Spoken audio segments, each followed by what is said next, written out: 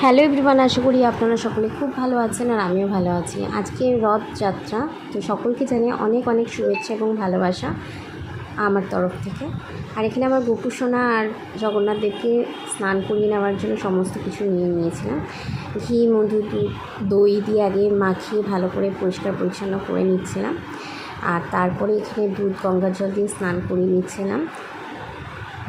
আর তারপরে আবারও গঙ্গার জল দিয়ে শুধু স্নান করে নিয়েছিলাম, যেহেতু দই দিয়ে স্নান করানো হয়েছিল ওর জন্য ভালো করে পরিষ্কার করে নিয়ে মুছিয়ে নিয়েছি।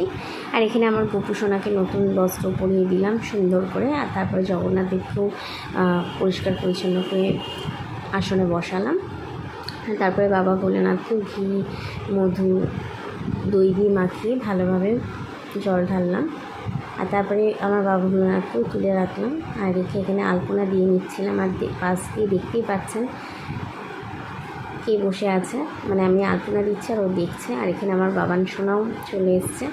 মানে এদের দুজনকে নিয়ে আমি যে কীভাবে পুজো দিই সে একমাত্র আমিই জানি। আর তারপরে আমার সাথে কথা বলছিল যে কোথায় নিয়ে যাবে মা, এটা কী করছো মা।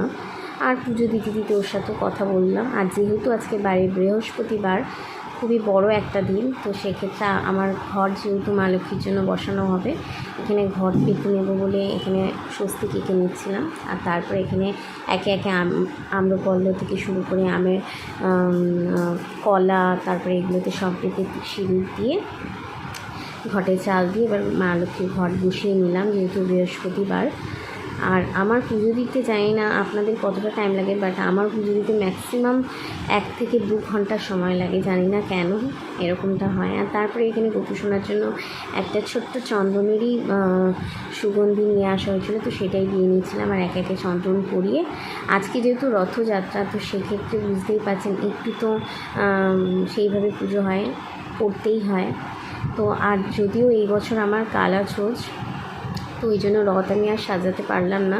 জগন্নাথ দেবকে একটু বাইরে ভ্রমণ করানোর জন্য নিয়ে যেতে পারলাম না, তার জন্য খুবই মনটা খারাপ। তবে ঘরে যতটুকু পারলাম নিজের হাতে ছোট্ট করে একটু আয়োজন করে নিচ্ছিলাম। আর তারপরে আমার গুরুদেবের জপ পালন করছিলাম। তো আমার তো রথযাত্রা এইভাবেই কাটালাম। আপনারা কেমন কাটালেন অবশ্যই জানাবেন। আজকের মতো এইটুকুই। ভিডিওটা ভালো লাগলে লাইক, শেয়ার অ্যান্ড সাবস্ক্রাইব করতে একদম ভুলবেন না। আবারও দেখা হবে নেক্সট ব্লগে।